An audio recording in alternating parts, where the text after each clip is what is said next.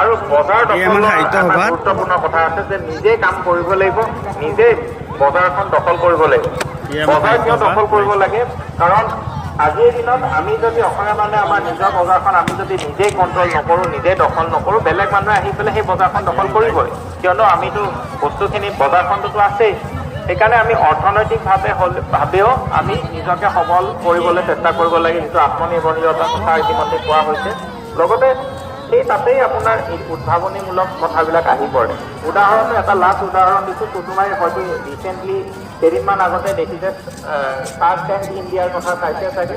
তাতে shark tank ইণ্ডিয়াত এখন আমাৰ অসমৰ উলা বুলি এটা চাহৰ ব্ৰেণ্ড এটা শ্বাৰ্ক টেংক ইণ্ডিয়ালৈ গৈছিলে। শ্বাৰ্ক টেংকত হয়তো কিছুমানে দেখিছে, কিছুমানে দেখা নাই। ডাঙৰ ডাঙৰ ইনভেষ্টৰবিলাক বহে, ডাঙৰ ডাঙৰ ষ্টাৰ্টআপ আহে আৰু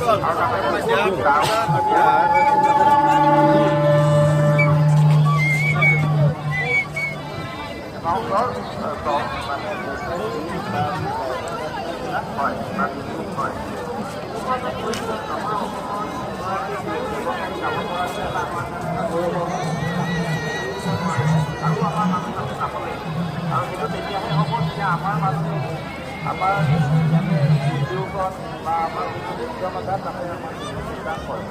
আৰু বজালী হওক বৰপেটা সেই অঞ্চলত ইতিমধ্যে এটা উদ্যম এটা পৰিৱেশ আছে। মই আশা